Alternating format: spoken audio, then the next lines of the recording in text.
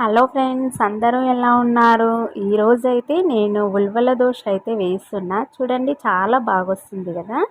చాలామంది గంటెతోటి అయితే ఇట్లా రౌండ్గా అయితే తిప్పుతారు, కానీ నాకు అస్సలు అలవాట్లేదు అట్లా తిప్పడము. చిన్న గిన్నెతోటి అయితే వేసుకున్నా. ఇందాక చూసిండ్రు కదా, చిన్న గిన్నెతోటి ఏ విధంగా దోశ వేసుకుంటానో చూసిండ్రు కదా. ఇంకా చాలా అయితే బాగొచ్చింది ఉలవల దోశ. ఉలవలు తినడం వల్ల మన బాడీలో ఉన్న కొవ్వు అనేది చాలా మటుకు తగ్గిపోతుంది. ఇంకా అందుకోసమని నేను ఉలవలతోటి దోశ అయితే వేస్తున్నా. ఫస్ట్ టైం అయితే వేస్తున్నా, ఎట్లొస్తుందో ఏమనుకున్నా, కానీ మొత్తానికైతే చాలా బాగొచ్చింది. చూసిరే చాలా బాగొచ్చింది కదా. మరి ఈ దోశ పిండి ఎలా రెడీ చేసుకోవాలనో ఒక్కసారి నా వీడియో అయితే చూడండి, ఓకేనా? వీడియోలోకి అయితే వెళ్ళిపోదాం. ఇక్కడ నేనైతే ఒక గ్లాసు బియ్యం అయితే తీసుకున్నా, పెద్ద గ్లాసు. తర్వాత దానికి గ్లాసులో ఉన్న 3 భాగాలు అయితే ఉలవలు అయితే తీసుకుంటున్నా. తర్వాత 2 భాగాలు అయితే మినపప్పు అయితే తీసుకున్నా, సగం గ్లాసు. ఇంకా తీసుకొని ఇవి శుభ్రంగా అయితే కడుక్కోవాలి. నేను ఇక్కడ బియ్యము ఎల్లో కలర్లో ఉన్నాయి కదా, ఇవి వడి బియ్యము మిగిలిపోయినాయి కాబట్టి ఇంకా నేను దోశలకు అయితే వేసుకుంటాను. అంటే అందరికీ వండి పెట్టంగా అయితే మిగిలినాయి, అందుకోసమని నేను ఈ విధంగా దోశలకు అయితే వేసుకుంటాను. ఇక్కడైతే నేను 2-3 సార్లు అయితే బాగా అయితే కడుక్కున్నా. ఫస్ట్ సారి అయితే కడిగిన, పసుపు పోయే వరకు అయితే కడిగిన. తర్వాత రెండోసారి కూడా నీళ్ళు అయితే వేసి అయితే కడుగుతున్నా.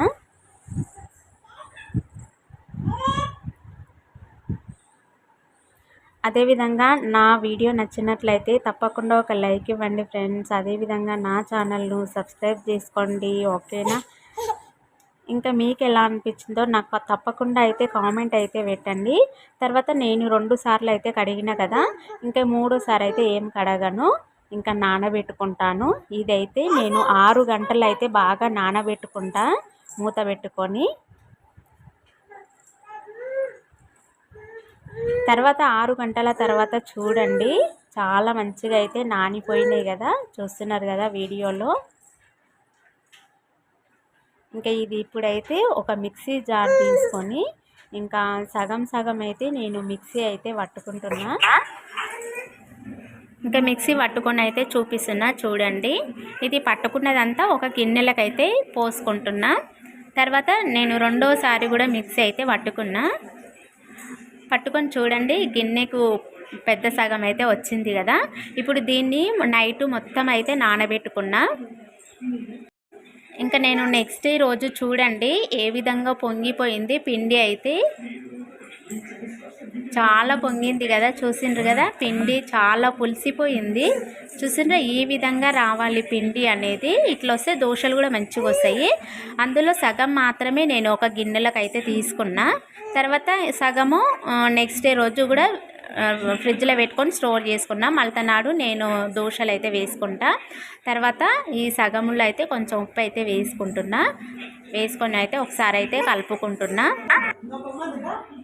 తర్వాత ఇందులో కొన్ని వాటర్ అయితే తీసుకుంటున్నా నేను. ఎందుకు అనంటే నేను దోశ పిండి లూజ్గానే కలుపుకుంటా. చాలామంది గంటెతోటి అయితే తిప్పుతారు, నేనైతే అట్లయితే ఏం తిప్పను. చిన్న గిన్నె తీసుకొని డైరెక్ట్ పెన్నం మీద అయితే పోసుకుంటా. చూడండి నేను ఏ విధంగా దోశ అయితే వేస్తున్నానో. ఫస్ట్ అయితే కొన్ని నీళ్ళు అయితే చిలకరించుకొని బట్టతోటి అయితే తూర్చిన. ఇప్పుడు నూనె అయితే అప్లై చేసుకుంటున్నా. ఫస్ట్ అయితే పెన్నం అయితే బాగా వేడెక్కాలి. ఇంకా నూనె అప్లై చేసుకున్న తర్వాత నేను దోశ పిండి ఈ విధంగా కలుపుకున్న ఒకసారి. ఇంకా నేను గిన్నెతో అయితే పోస్తున్నా. చూడండి, చాలా బాగా వచ్చింది కదా. నేను ఎప్పుడైనా దోశలు ఇట్లనే వేస్తా. చాలామంది గంటెతోటి అయితే తిప్పుతారు, కానీ నేను అట్లా తిప్పను, నాకు అలవాటు లేదు. ఇంకా గిన్నెతోటే ఈ విధంగా అయితే పోసిన. పెన్నాన్ని ఇట్లా తిప్పితే రౌండ్గా అయితే వస్తుంది. దాని మీదంగా కొంచెం నూనె అయితే పోస్తున్నా. ఇంక ఇప్పుడు దోశ అయితే కాలింది కదా, చూసితే చాలా బాగా వచ్చింది కదా ఉల్వ దోశ అనేది. చూసితే ఎంత బాగా వచ్చింది కదా, చాలా బాగా వచ్చింది. ఈ ఉలవల దోశ తినడం వల్ల మన ఒంట్లో ఉన్న వేడి చాలా కరిగిపోతుంది. అదేవిధంగా కొవ్వు కూడా చాలా అంటే చాలా కరిగిపోతుంది. అసలు హెల్త్కు చాలా మంచిది ఉల్వ దోశ తినడము, చాలా చాలా మంచిది ఇది. అందుకోసమని మీరు ఒకసారి అయితే తినండి. ఇంకా ఈ దోశలోకి అయితే పల్లి చట్నీ పెట్టుకొని తింటే మస్తు బాగుంటుంది, అసలు చాలా చాలా బాగుంటుంది.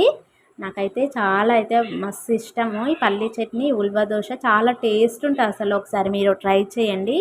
మీ ఇంట్లో గనక ఉల్వలు ఉంటే తప్పకుండా ఇలా ట్రై చేయండి, ఓకేనా. నా వీడియో నచ్చినట్లయితే తప్పకుండా ఒక లైక్ ఇవ్వండి. అదేవిధంగా నా ఛానల్ను సబ్స్క్రైబ్ చేసుకోండి ఫ్రెండ్స్, ప్లీజ్.